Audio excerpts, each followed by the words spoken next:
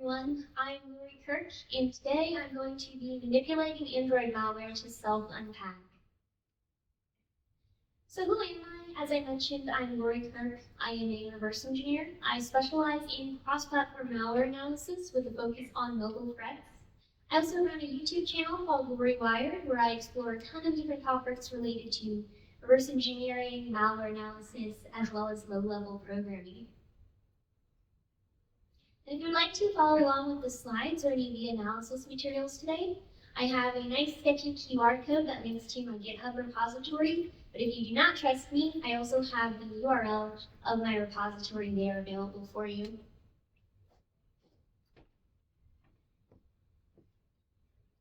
So I've analyzed hundreds, if not thousands, of different malware samples over the year.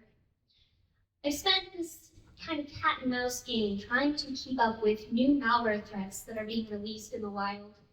As researchers, we have to keep playing this game, trying to keep up with the latest kind of Trojans, the latest backdoors, the latest ransomware that's being released into the wild every single day. In fact, there were over 33 million attacks on mobile devices alone in the year 2023. This marks a 50% increase from the previous year in 2022. Not only that, but your mobile devices are basically like this opportunity for portable spyware that's with you 24/7. It has access to your photos, your contacts, your call logs, pretty much anything sensitive that you would not want a malware author to be able to have access to. You have that with you basically all the time. Now, there's so many threats that are constantly increasing. So what is the solution? How do we keep up with all of these different malware trends all the time that are being constantly released? How do we keep up with the latest mercenary spyware that is targeting high-profile individuals? Do we try to increase the amount of manual analysis? Do we try to double the amount of reverse engineering of malware that we're all doing every single day? I mean, raise your hand if you want to double the amount of reversing that you do and give up all of your weekends to dedicate yourself to trying to keep up with all of these different threats. Well, one person does, but I think the rest of us do not want to do that. I don't want to give up all my weekends. So maybe that's not the solution. Maybe we look at another solution.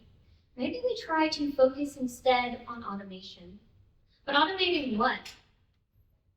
Probably the most important part of malware analysis is being able to access and analyze the payload. So maybe we focus our automation efforts on trying to look at different payloads inside of Android applications. Maybe we try to proactively determine if something is an Android banking Trojan, for example, if it's performing accessibility service abuse, if it seems like it's trying to exfiltrate credentials from the device. But if you think about it, you actually don't have access to the payload super often. Pretty much any kind of Android application that is employing any minimum amount of sophistication is going to include multiple different obfuscation techniques. One really common obfuscation technique is packing. Now, packing is obviously not specific to Android in general. This is used across many different platforms, and it's also used perfectly legitimately. But it's often really abused inside of Android applications to try to prevent security researchers and reverse engineers from being able to analyze malicious payloads. So maybe instead we focus on the actual packing aspect of this. Maybe we can write some Yara rules to try to detect common hacking stubs and be able to proactively determine the latest trends based off of that. There are some problems that also go along with this kind of methodology as well. First of all, as I mentioned, packing is a perfectly legitimate technique. You might false positive on a lot of different things. Additionally, if you're trying to focus on some of the larger packers, you're probably going to miss out on kind of a lot of the little guys who are going to be able to slip through. This then goes back into that kind of manual analysis difficulty. Now, how do we get through this with Android applications? There's a few interesting idiosyncrasies to do with Android applications that actually might assist our analysis process.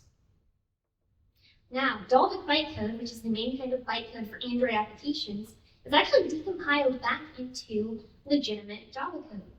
Additionally, Android builds heavily upon Java has a framework. It builds upon all of these different API calls, and so that is kind of the root for everything that is inside of Android. Additionally, when security researchers are writing custom decryptors to try to unpack those malicious Android applications, they're probably going to be writing those in Java. Is this an opportunity? So that was my mindset when I came out with my goal to defeat Android packers.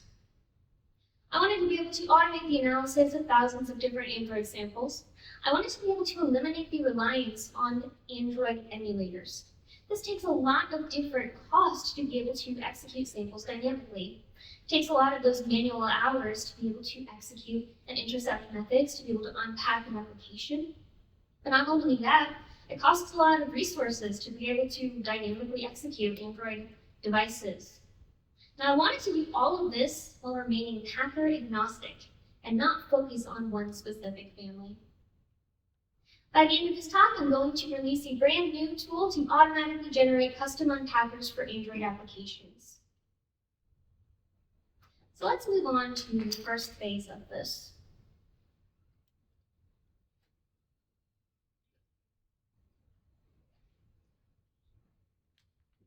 So the first phase, when I came up with this goal,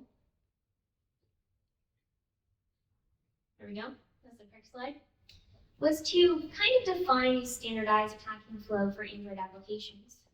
You can't code and create this kind of generalized flow if you aren't able to be able to say, what is the standard process of packing inside of Android?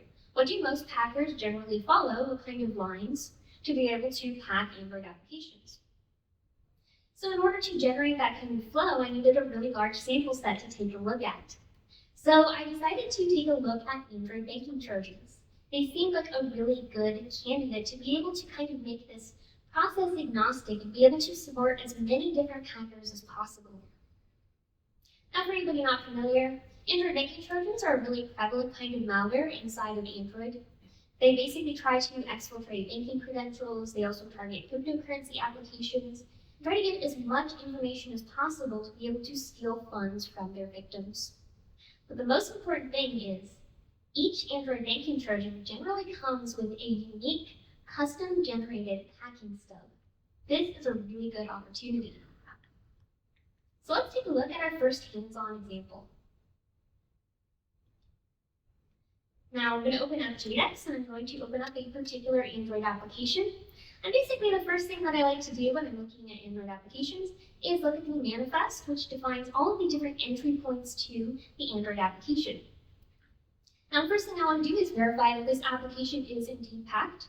So I can look through all of these different entry points and try to find a class or a fully qualified class name that is defined inside of the manifest that doesn't have any code corresponding to that on disk. So what I need to do is I'm just going to go through and find a different name of an activity or anything will do really. Taking a look at this one, let's just do cn.dpush. Remember, this is the fully qualified class name to this particular Android class. Now I'm going to double click on this to see if I can find the corresponding code. Nope, doesn't look like that actually exists on disk. Now as an additional sanity check, we can go over to the source code and see, does this have a package starting with cn? Nope, we have com, but we don't actually have cn. So that means this is indeed a packed application. Now if we want to find the actual entry point, which is probably going to contain some decryption code for dynamically loading the classes that are defined inside of here, I'm going to go up to the application subclass. Now the application subclass is defined inside of this application tag, and I can see there is indeed an Android class name defined inside of here. Looking at this, I can find all of this corresponding code, and it has some really cool, interesting imports that are defined inside of this. Of note, remember this is going to be important, dex class loader. That's used to dynamically load a secondary Dalvik executable file. Additionally, there are some file input and output streams. This is probably used to write the dynamic file to disk. And additionally, we have some different calls to reflection inside of this class. So let me summarize what this overall process actually looks like. Let's go back to our slides.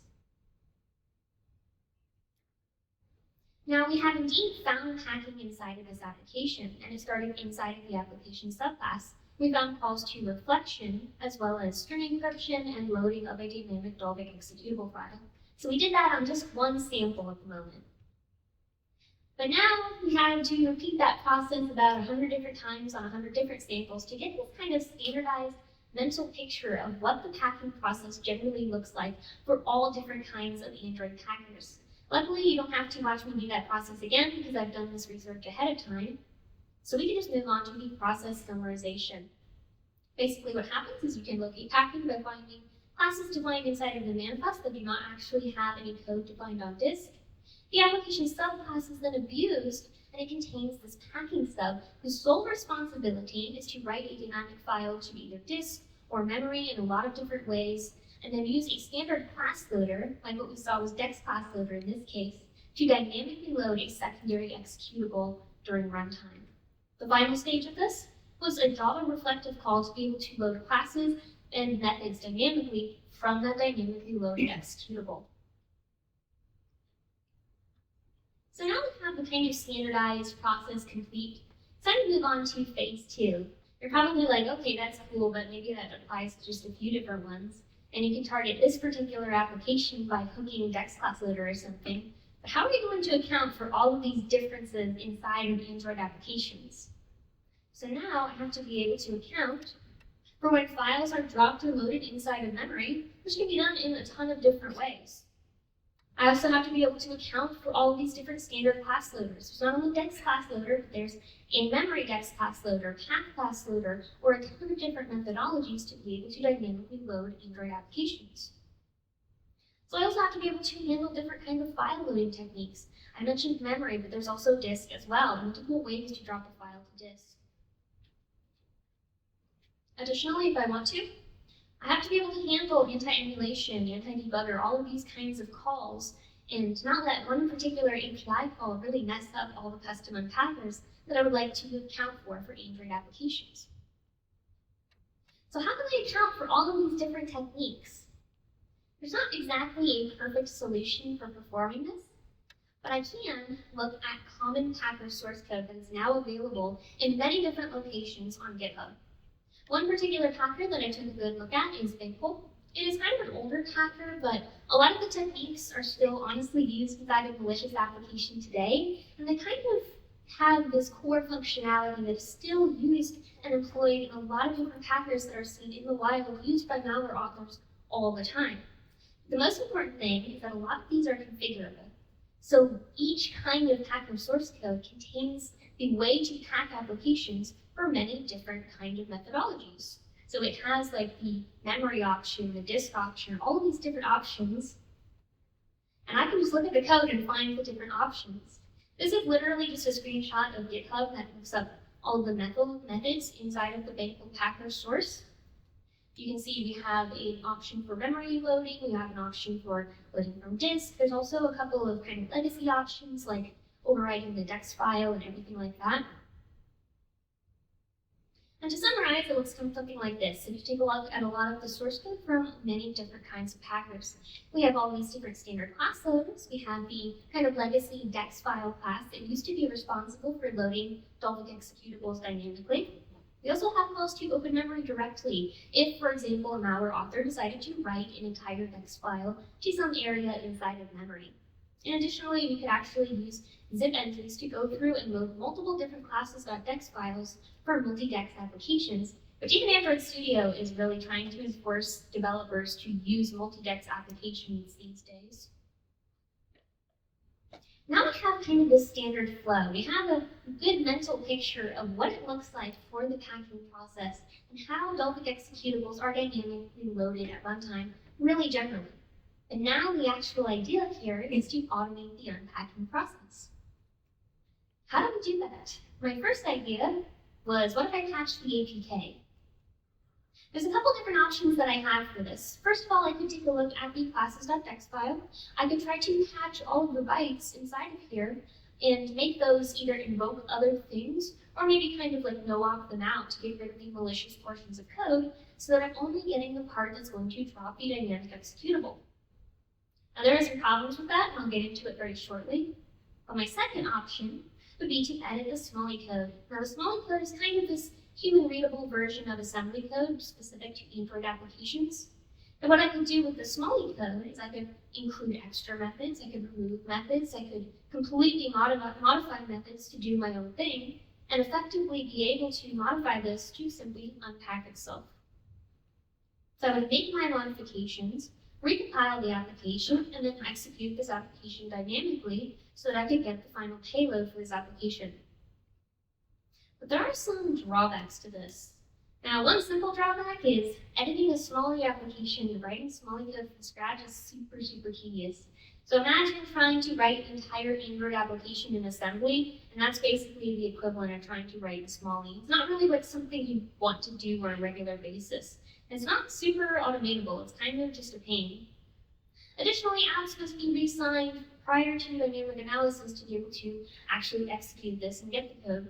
But the main thing here is that we still completely rely on Android emulators, which was one of the main bullet points that I really wanted to get rid of that costs all of that manual analysis time, as well as those computing resources. So this is clearly not the way.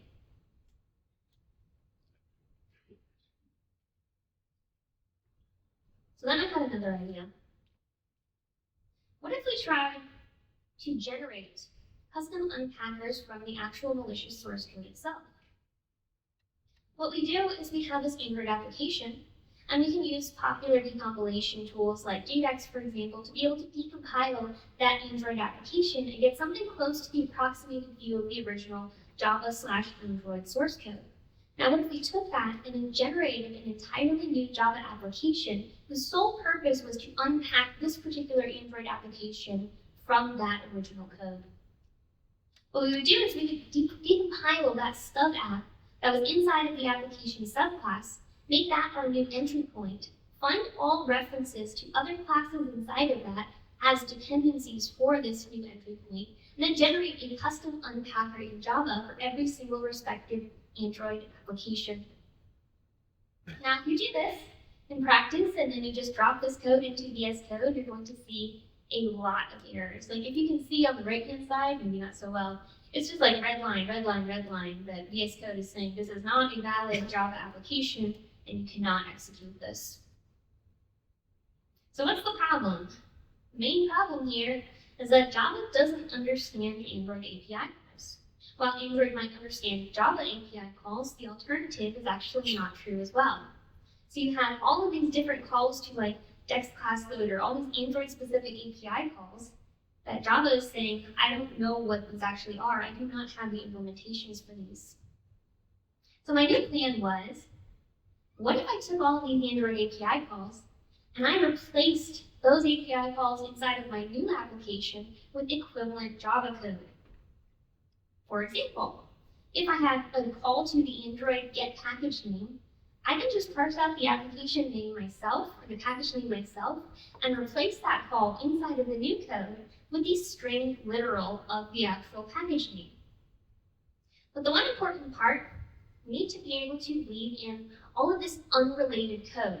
Anything that's not specific to Android, we have to leave this code inside because it's super relevant to the core functionality of the unpacking process.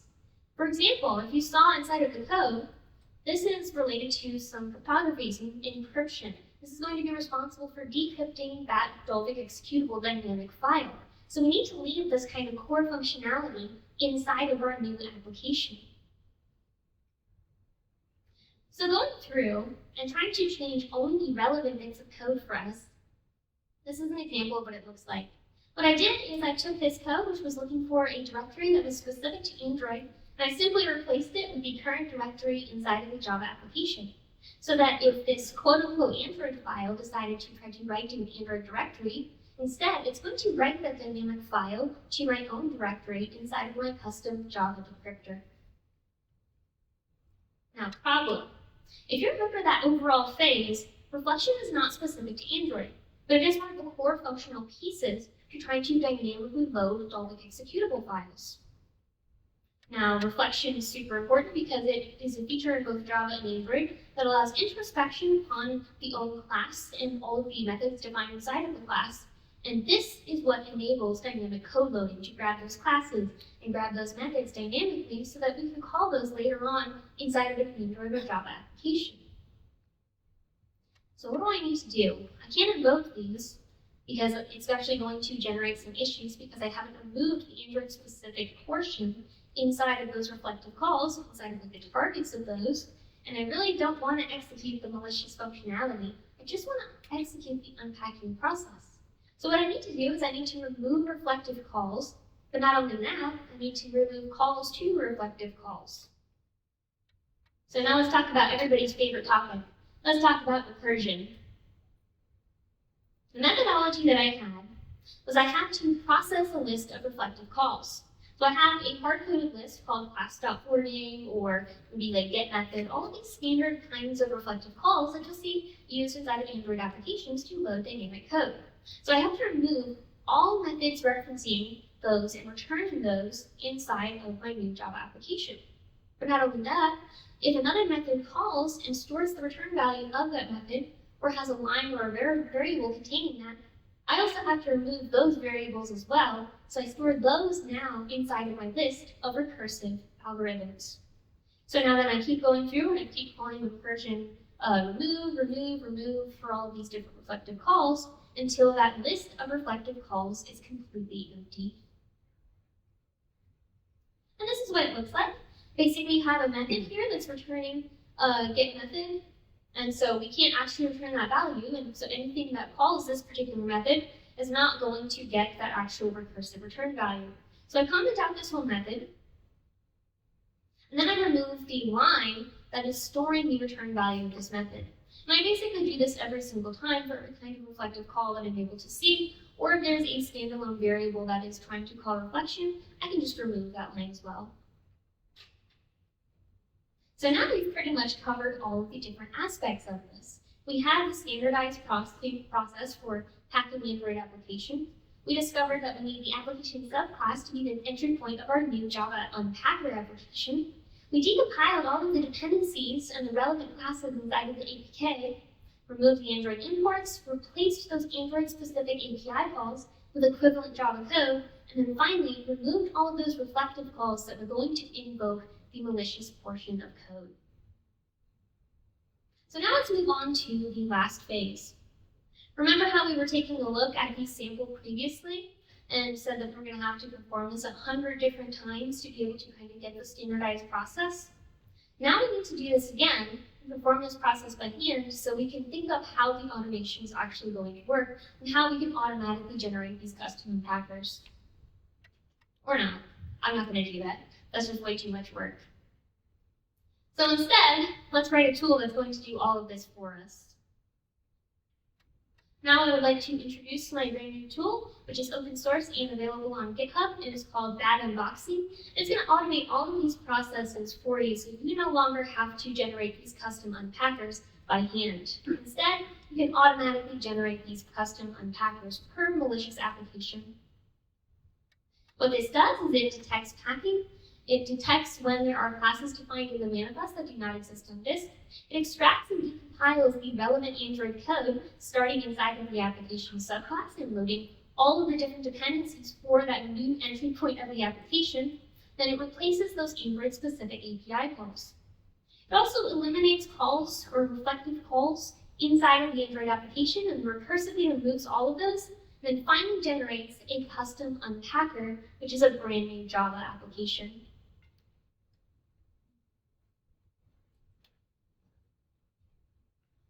So now let's move on to a demo, and let's take a look at BadUnboxing. Here I'm going to run my tool, and this is going to bring up our GUI, which is going to be the main front-facing portion of this application. And this is BadUnboxing. I'm going to pick the sample we were previously taking a look at, and simply drag and drop this in to perform the analysis. Then I click Generate Custom Unpacker. So on the back end right now, in the Java code that I wrote to do this is going through and analyzing all of the different code, it's performing all of those different processes that I mentioned beforehand, and it generates this brand new custom unpacker. So this code comes directly from the malicious Android application, but has now been turned into a valid Java unpacker that's going to drop the dynamic artifacts that were previously going to be dropped, loaded, and executed inside of the malicious Android application. Now this does it really fast, so I don't have time to talk through while it's processing. It's already finished its processing. At the bottom you can see, and this is our new application. Now every single reference to all of the calls specific to Android has been commented.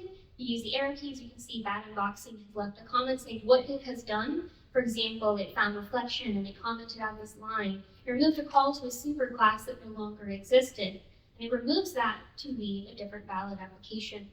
So now the previous calls to dex class loader have been completely removed, and instead we have this new dynamic file. Now how do we execute it to actually get the contents of the dynamic binaries that were dropped to disk? I can go through and I can hit the run button, hit execute. This is actually going to execute the malicious code, so make sure you're doing this inside of a secure malware analysis environment. So executing on the back end, it actually executed that new Java unpacker code.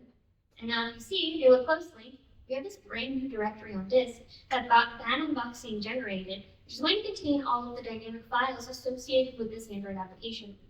I'm going to expand this, and you can see the malicious Android malware dropped two different directories, payload odex and payload dex. And if we expand payload dex, and click on that, give it a second to load, we can actually see that it has found the dynamic dex file.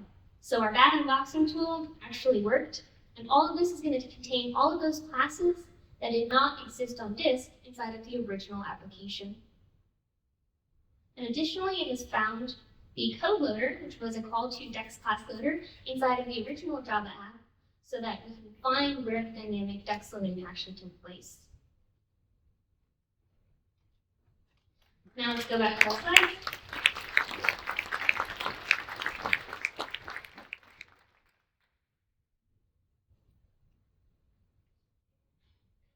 And now let's talk a little bit about the future. I've noticed a really strong shift towards native packing inside of Android applications. Basically, Android malware authors have realized if they try to write things in native code, the skill level for being able to read native code in like C or C++ is going to be a lot more skill required than just simply looking at the Java code. So a lot more packers in particular are implementing portions of their stuff inside of native code. What this looks like is you have a Java application and it contains references to native C or C++ implementation inside of the native.so Linux binary that is stored inside of the Android application. And it uses something called the Java Native Interface, or JNI, to be able to communicate back and forth between managed and native code. Basically what it looks like overall is something like this. You have your stub application inside of Java, like we saw before, inside of the application subclass. It references a native binary that is maybe something like the unpacker shared object binary that contains probably calls to either dex class loader or even just encryption methods that the Java code is going to use to be able to get that dynamic executable. How do we deal with this? How are we going to handle when something inside of an Android application is calling native code? Because with the current methodology, I'm just taking the Java code and generating a new stub that is literally just built on top of the Java. But the one thing is, JNI is also a standard Java construct. So it's not specific to Android applications. It's something that can be used inside of regular, just plain Java. That means that if you reference the native code directly from the new Java executable that you can generate that has your custom unpacking code from it, you can simply call those native implementations directly. Now, there are a couple caveats. You have to make sure that your host architecture, your instruction set architecture matches the target instruction set architecture for the Android binary, the native binary that you're taking a look at. But overall, you can just call those directly and implement those and have them execute inside of your Java unpacker code. Now, problem. What if the native binary contains references to Android APIs? Being able to fix those is not going to be as simple as patching them using regular expressions to locate those inside of Java and then replacing those. You're going to actually have to do something else. So what do we do? Do we do the kind of binary patching by hand? Do we try to change these implementations to remove specific API calls, that seems just really, really challenging. So then I had another idea. What if we implemented all of these dummy Android APIs? Now, Java may not know what the Android APIs actually are, but if we implemented dummy classes that matched the fully qualified class name, as well as the method signatures inside of the application, a native binary that was originally targeted toward Android wouldn't realize that it's actually calling our dummy implementation. Maybe inside of our dummy code is actually going to be just printing out the target directory for Dex class loader and not trying to load an actual dynamic file. So instead, it would look something like this. You have the new stub application for your custom unpacker. You have the native binary associated that the Android application, the malicious binary, is trying to call. That's going to make a call to Dex class loader. But instead of coming from the actual Android API, the Android framework inside of an Android application, it's going to try to call your dummy class, which definitely has it defined inside. Now go unpack some Android applications and you should be able to solve this. Thank you, and here's a link to my GitHub repository with the tool.